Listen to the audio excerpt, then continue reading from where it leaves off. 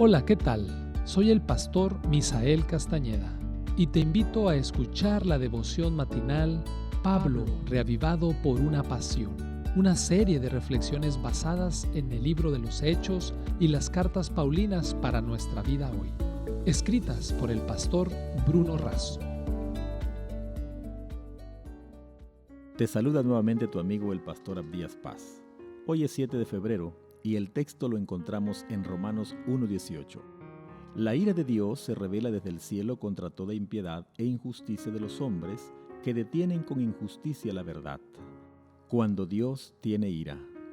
¿Sufriste alguna vez un ataque de ira? ¿Fuiste la víctima o el victimario? Algunos hasta lo consideran un asunto normal, de supervivencia y universal, es decir, algo que todos experimentan. Pero la ira de Dios es más difícil de entender y de aceptar. ¿Cómo es que un Dios bueno puede tener ira? La Biblia habla de la ira del hombre y nos advierte de toda ira desenfrenada o arrebato de furor, y de la ira de Dios. Así como la injusticia de Dios se revela, la ira de Dios también se revela.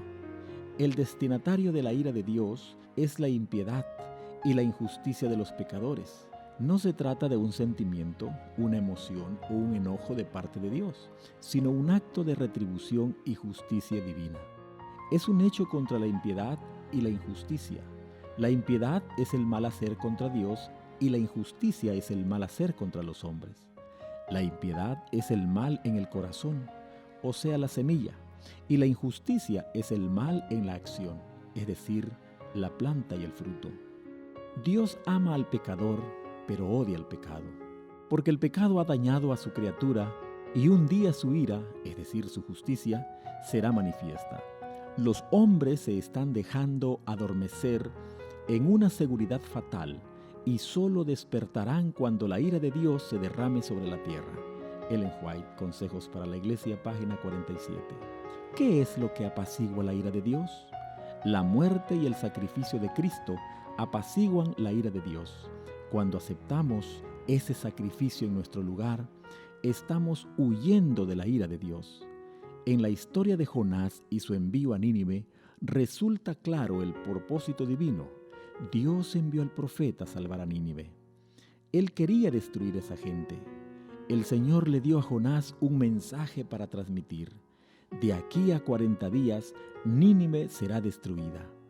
El tiempo otorgado era un llamado al arrepentimiento y la vida. El mensaje fue oído, las oportunidades aprovechadas y las personas fueron alcanzadas por la salvación. Eso muestra que Dios no quería destruir, sino salvar. El gran día de la ira de Dios está cercano.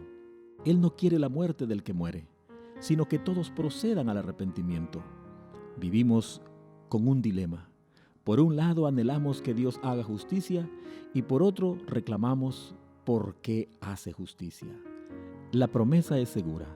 Dios hará tierra y cielos nuevos, en los cuales mora la justicia.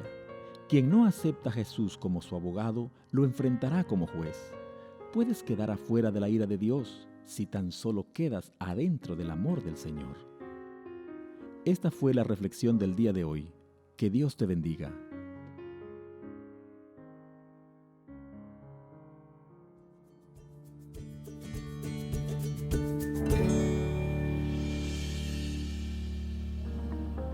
Esta fue una producción de la Iglesia Universitaria de Montemorelos en México. Te saluda el pastor Francisco Soto. Hasta la próxima.